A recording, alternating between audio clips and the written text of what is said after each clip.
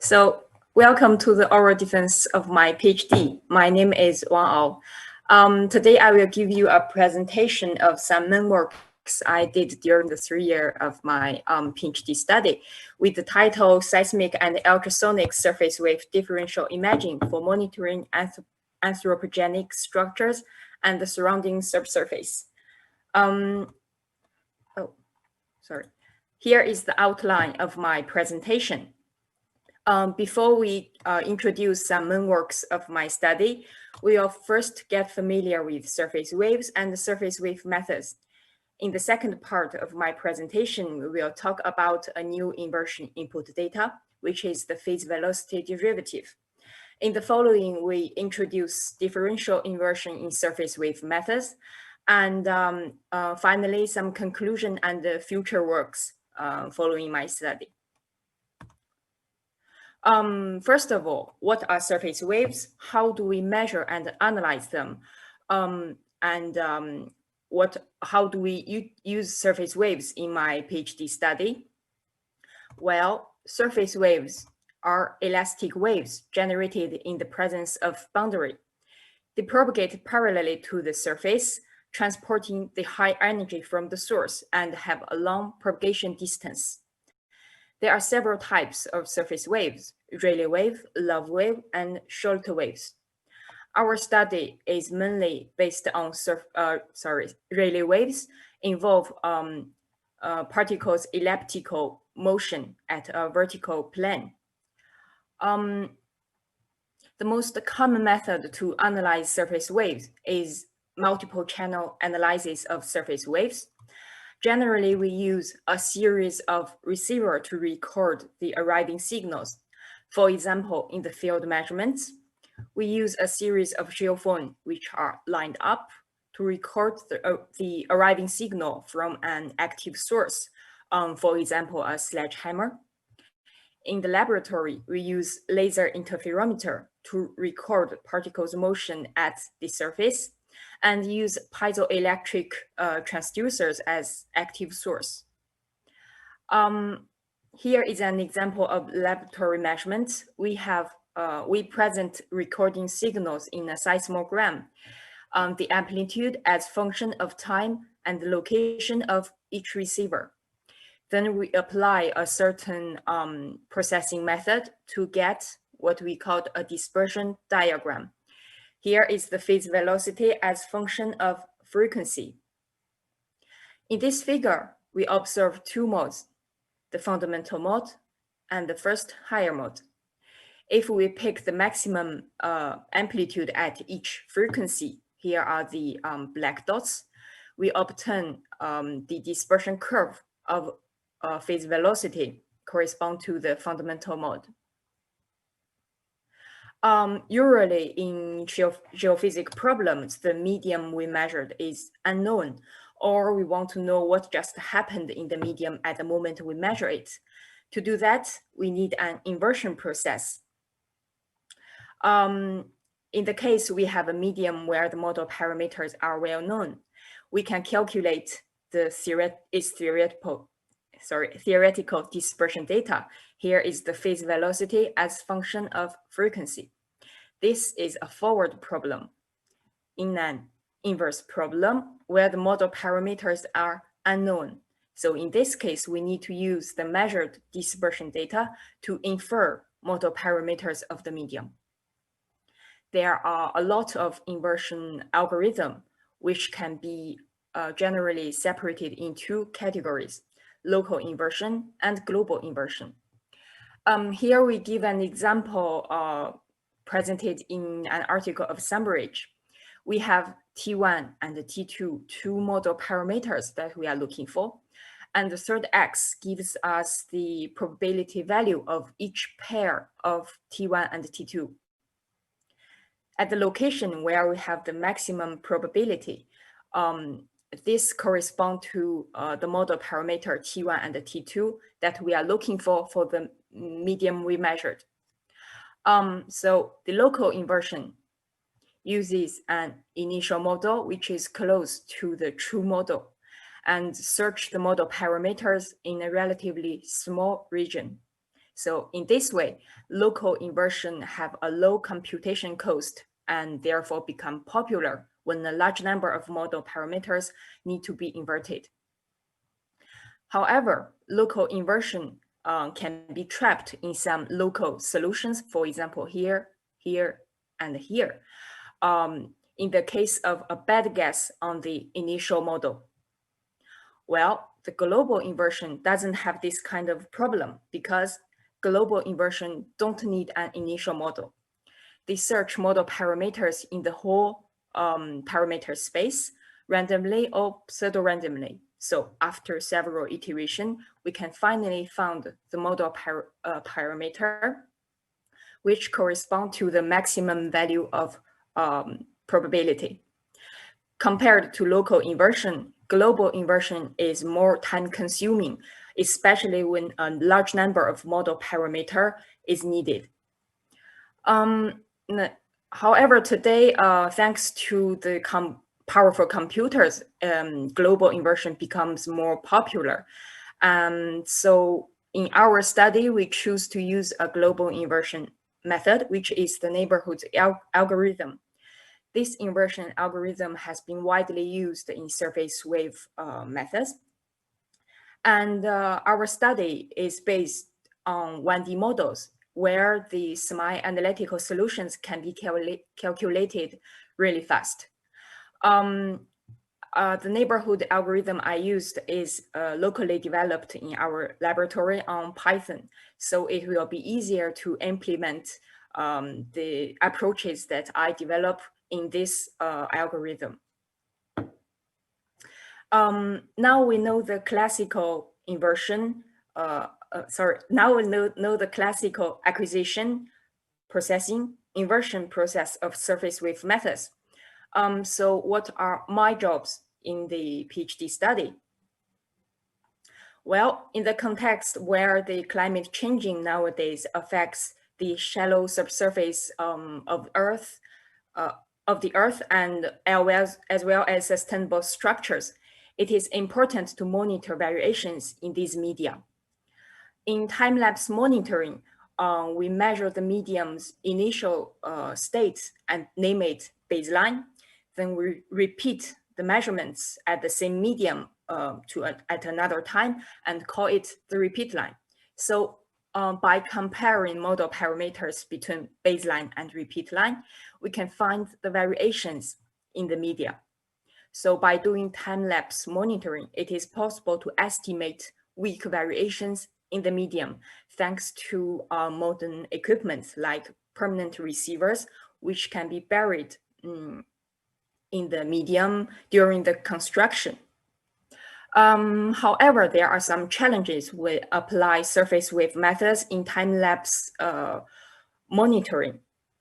For example, surface waves are less sensitive to the medium's parameter at a deep layer. And besides, at low frequencies, where we usually don't have enough energy and have high uncertainties on the measurement data, it is difficult to use surface wave methods to correctly estimate variations in the deep medium. So in my PhD study, we try to develop some innovative approaches for time-lapse monitoring using surface wave methods. To do that, we have two strategies. The first strategy, we try to use the dispersion data in a different way. Can more information be contained in the classical dispersion data? This part of study has been published in a scientific article and will be present in the second part of my presentation. The second strategy, we try to use the relation between model variations with the data difference. To do that, we have two approaches. The first approach, we propose to calculate the data difference in an innovative way. The second approach, we try to use the linear approximation of surface wave phase velocity variations in the inversion process. This is the time proportion that correspond to each approach that I choose in the following presentation. Well, the first approach, we propose to use a new inversion input data, which is the phase velocity derivative, PVD, in inversion process. First of all, what is PVD? Well, the PVD is frequency derivative of phase wave, Rayleigh wave phase velocity. It is a function of Rayleigh wave phase velocity, group velocity, and frequency. Why do we want to use this dispersion data in the surface wave inversion? Well, as we introduced before, we try to use dispersion data in a different way. So here we give an example of a two-layer model. We calculate the phase velocity of this model and present it as function of frequency. The PVD can be calculated using this equation, and we present it equally as function of frequency. First of all, for phase velocity, at low frequencies, which correspond to large wavelength, we see the deep layer where we have a bigger velocity. At high frequencies, where we see only the shallow layer, which correspond to small wavelength, we see only the shallow layer where there is no variation of the velocity, and we have a smaller velocity in this layer. And in the medium frequency, where the phase velocity has the most important variations, this part we can see the both layers at the same time. So the PVD calculate the gradient of phase velocity as function of frequency. So in this way, it can contains the part of information in this medium frequency and see the most important variation of phase velocity. Here in the same region, we observe the minimum value of PVD. At high frequencies, where we see only the shallow layer, there is no variation of the phase velocity, so the PVD tends to 0. So now we need to prove our conjecture that PVD does contains information of both layers at the same time. To do that, we make some sensitivity study. Well, we calculate the sensitivity kernel, which is the partial derivative of dispersion data, here the phase velocity or PVD, with respect to model parameters, P-wave velocity, S-wave velocity, and density. We give an example of a two-layer. First of all, we calculate sensitivity curves of phase velocity for shallow layer and deep layer. Partial derivatives of phase velocity are calculated with respect to model parameters and presented as function of wavelength normalized by H1, the first layer's thickness. On these two figures, we observe that phase velocity is most sensitive to the shear wave velocity, which correspond to red curves, and less sensitive to P-wave velocity and density, especially for deep layer. Besides, we observe also that for shallow layer, the most sensitive part of phase velocity are focused on small wavelength, and for deep layer, they are focused on big wavelength. Now we present sensitivity curves of PVD. The same as phase velocity, the PVD is most sensitive to the shear wave velocity, the red curves. And compared to phase velocity, we observe that the most sensitive part of PVD are concentrated at the same region for shallow layer and deep layer. So by doing this, we prove that the PVD does contain information of both layers at the same time.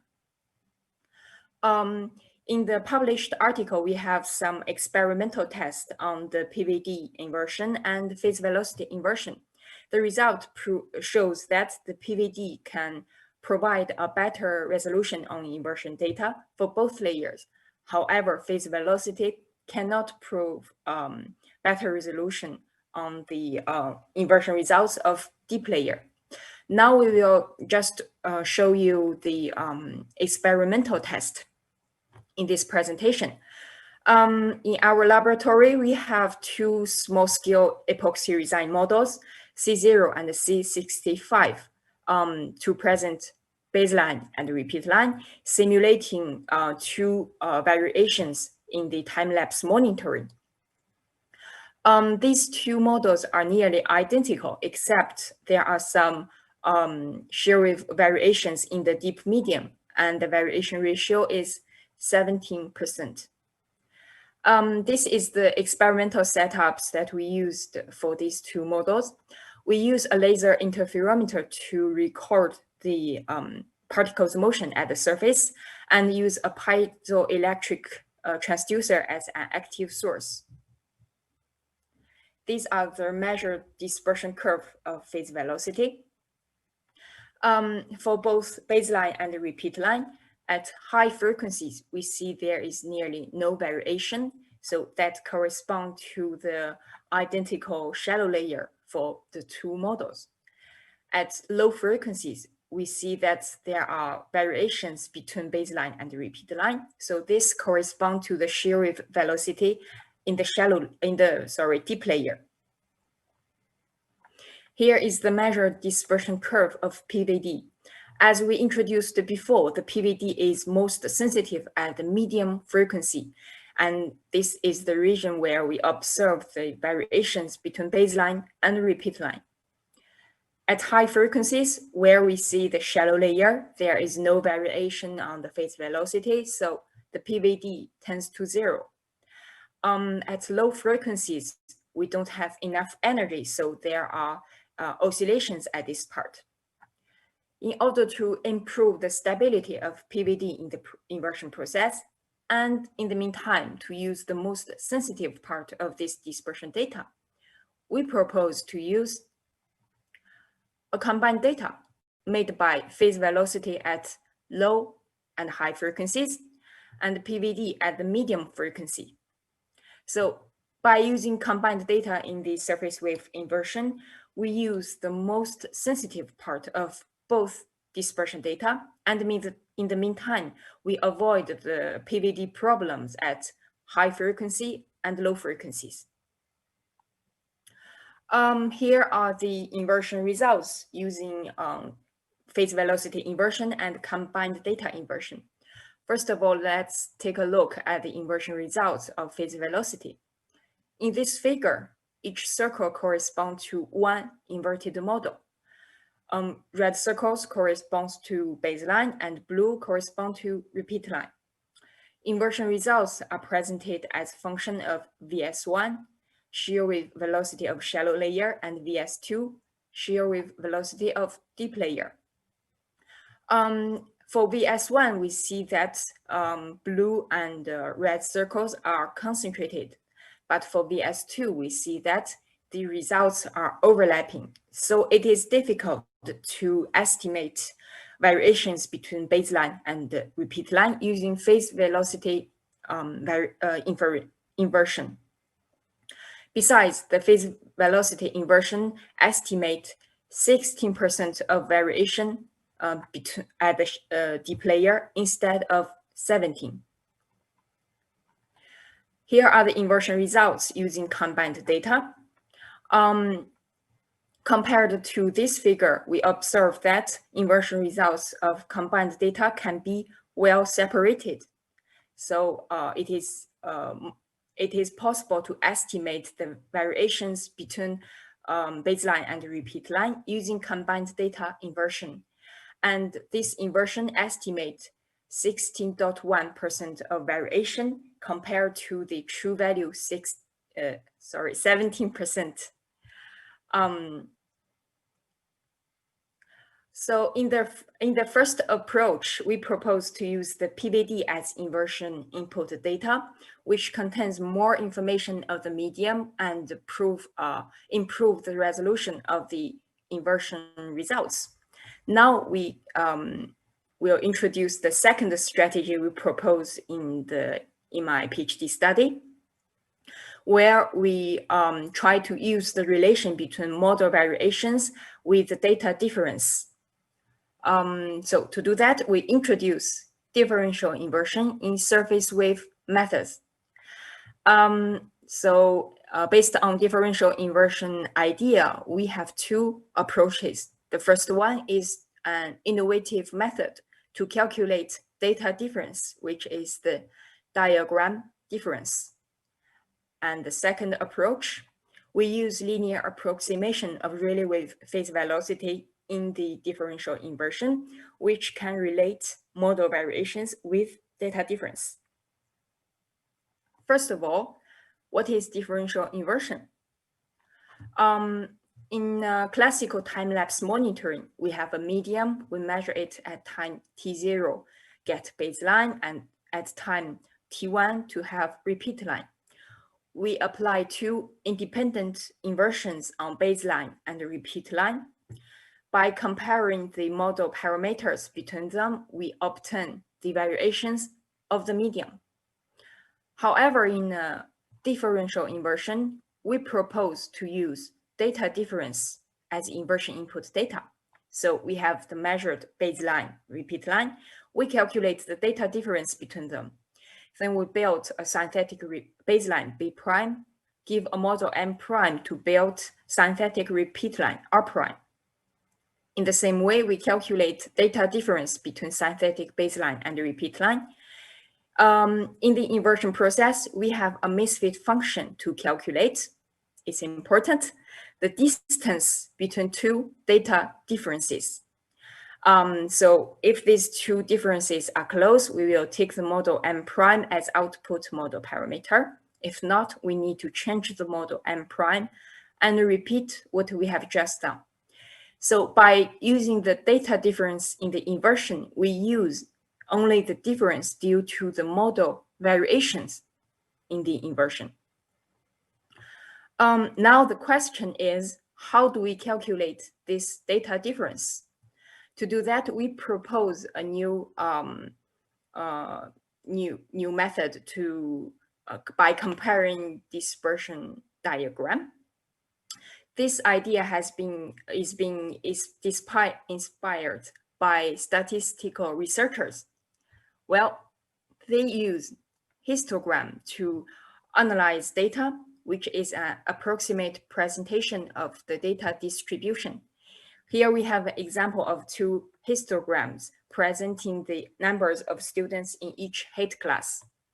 Red corresponds to group A, blue for group B, and purple the overlapping parts between red and blue bars. If we want to compare two data sets or two histograms, we can calculate the histogram distance, which is a measure of the difference between two data or two histograms. For example, what we are familiar with, L1 norm distance. We use this equation to calculate the histogram distance between the red and blue histograms and obtain this value as his histogram distance. Or another one, L2 norm distance correlation. If we consider histograms as probability distribution, it is also possible to calculate B distance, KL distance. There is another histogram distance, which is the ordinal type histogram distance. This histogram distance is proposed by Cha and Shiori. In their article, they claim that if we want to compare two histograms, it is important to see not only the difference, but also the similarities between them. So this ordinal type histogram distance can measure the difference and the similarities between two histograms at the same time. So why do we talk about histograms, histogram distances? Now let's get back on our geophysical world. We have a dispersion diagram of Rayleigh wave phase velocity as function of frequency. This is a 3D presentation. We have amplitude as function of phase velocity and frequency. If we take the amplitude at one given frequency and present it as function of velocity, in this figure, we observe the maximum value correspond to the phase velocity at this frequency, as well as the principal lobe and several side lobes. Well, this figure can be considered as a velocity distribution. So a dispersion diagram can be considered as a series of velocity distributions, one at each frequency. So now if we want to compare two measured data, it is possible to take a look at two measured dispersion diagrams. Here is an example. We have two dispersion diagrams presented at same figure, blue and orange one.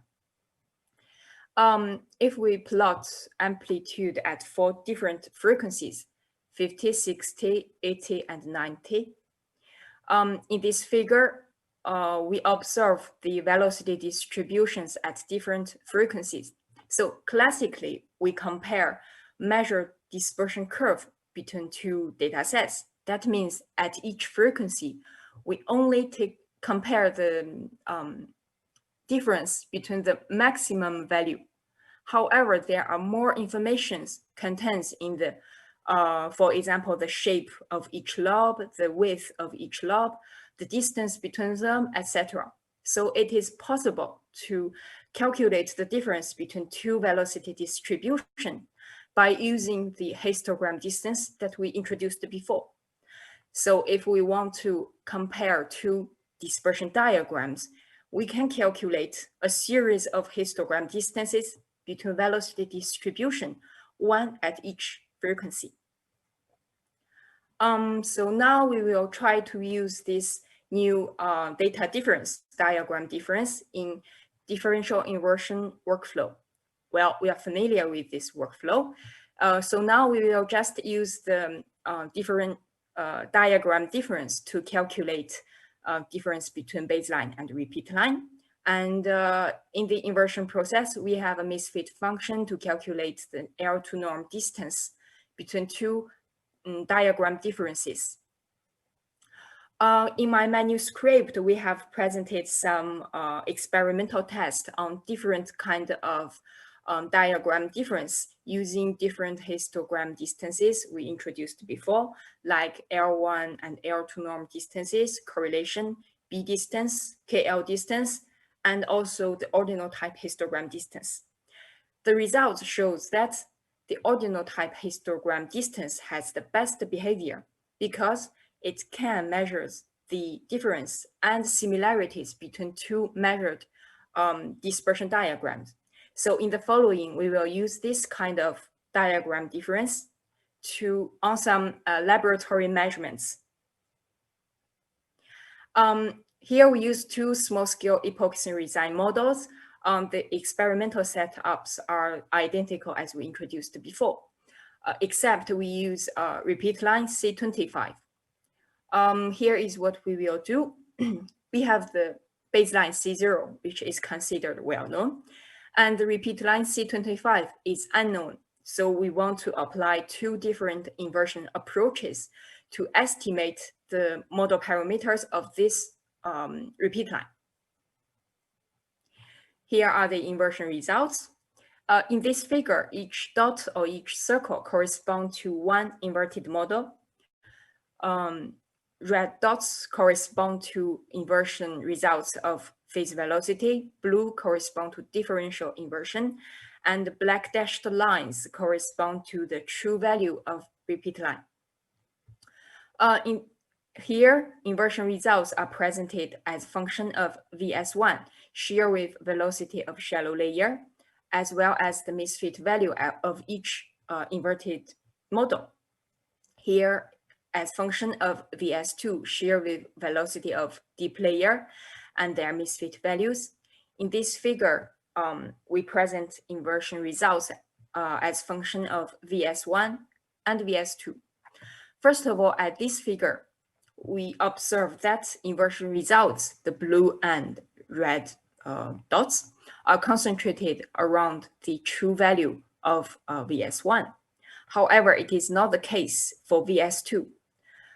Blue circles are more concentrated and close to the true value of VS2, but the red dots are more scattered and far away from this black dashed line. We observe the same thing at this figure. Blue circles are more concentrated and close to the true values of repeat line. So the differential inversion that can improve the resolution on the surface wave inversion results. And besides, we need to point out that during the whole inversion process, the differential inversion compared to phase velocity inversion is much more time consuming, because for each model parameter inverted, we need to calculate its dispersion diagram, and this is the most time consuming part during the whole inversion process. Well, since we talk about differential inversion in surface wave methods and calculate data difference, why not use analytical sensitivity kernel of Rayleigh wave phase velocity to relate model variations with data difference? In the second approach of the second strategy, we propose to use linear approximation of Rayleigh wave phase velocity as well as its sensitivity kernel in the differential inversion process. So here is the workflow. We have the measured baseline repeat line. We calculate the simple difference between the measured phase velocity. We apply a certain inversion process on baseline to get its model parameter. Then we build the sensitivity kernel of baseline. We give a model M prime, calculate the simple difference between M prime and MB. The linear approximation of Rayleigh wave phase velocity is used to calculate phase velocity variations, delta V prime. In the inversion process, we have a misfit function to calculate L2 norm distance between two phase velocity distributions. This differential inversion approach is really low time consuming because the partial derivative is calculated only once for the baseline model. And generally, it is the most time consuming part for other inversion process. Before we apply this analytical differential inversion on some measured data, we need to find out its limitation, where the linear assumption of Rayleigh wave phase velocity is validated. That means we need to find the limitation of weak model variations between baseline and repeat line, which satisfy this equation. To do that, we use a series of models. We have the baseline, which is well known, and a series of repeat lines. The difference between baseline and repeat line are the variations between baseline and repeat line are less than 16%. We use the theoretical dispersion curves as measured data, and this analytical differential inversion workflow to estimate the true model parameters of each repeat line. Then we compare the inverted model of repeat line to the true model of repeat line. The linear assumption will be validated only when the inverted model parameter is close to its true values. Here are the inversion results. On the left, we have a series of repeat lines where the variations are in the shallow layer. Here on the right, variations are in the deep layer. On both figures, we have each color correspond to one group of inverted model of one repeat line. And the black lines or black dots correspond to the mean value of each group of inversion results. We have also gray triangles present the true value of each repeat line. First of all, on the left, Since we don't have variations in the deep medium, so we should have all inversion results lined up at 0. Besides, we observe also there are some differences between the black dots and the gray triangles, which is the expected true value of repeat line. On the right, we observe the same thing. Inversion results are not lined up at 0. There are some differences between black dots and gray triangles. And also we observe that the error of the estimated shear velocity is less important than the case on the left. So that means when the variations are occur in the shallow layer, it is more difficult to correctly estimate phase velocity variations using the analytical linear approximation of phase velocity, because the Rayleigh wave phase velocity is more sensitive to the shear wave velocity of the shallow layer, as we presented before. And besides, the results on these two figures, we find out that the analytical differential inversion is limited to 5% of variation for both layers. Now we will apply the analytical differential inversion on some measured data in the laboratory. We have 3 small-scale epoxy resin models, which share the same experimental setups as we introduced before. These 3 model parameters give us, these 3 models give us 2 inversion groups, and each group respects the 5% variation, 5% limitation of variation in the analytical differential inversion. Here are the phase velocities of these 3 models.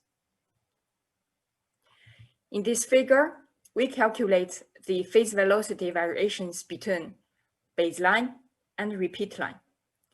The solid blue and yellow lines correspond to the phase velocity variation between measured baseline and measured repeat line. The blue and yellow dashed lines correspond to the variation between measured baseline and inverted baseline. So in this figure, the measured and inverted repeat line have a good agreement. And we need to point out that the analytical differential inversion is really low time consuming during the whole inversion process. Now some conclusions of my study.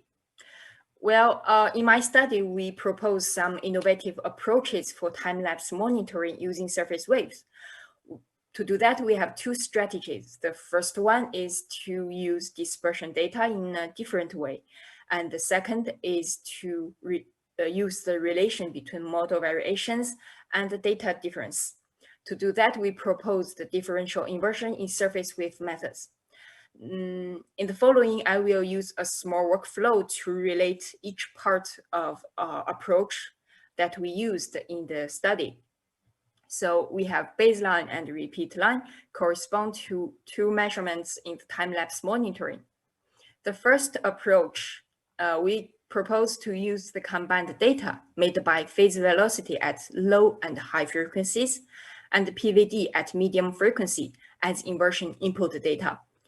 This inversion approach provides more information of the medium and improves the resolution on the surface wave inversion. So therefore, we can have a more reliable inversion results on the model parameters of baseline. In the second approach, we use differential inversion. Well, the first, we propose to use diagram difference to calculate the data difference between baseline and repeat line. So by this differential inversion approach, we can calculate the model parameters of repeat line. In the case where the difference between repeat line, baseline and repeat line are less than 5%, we can use the third approach we proposed in our study, which use the linear approximation of Rayleigh wave phase velocity and its sensitivity kernel in the differential inversion.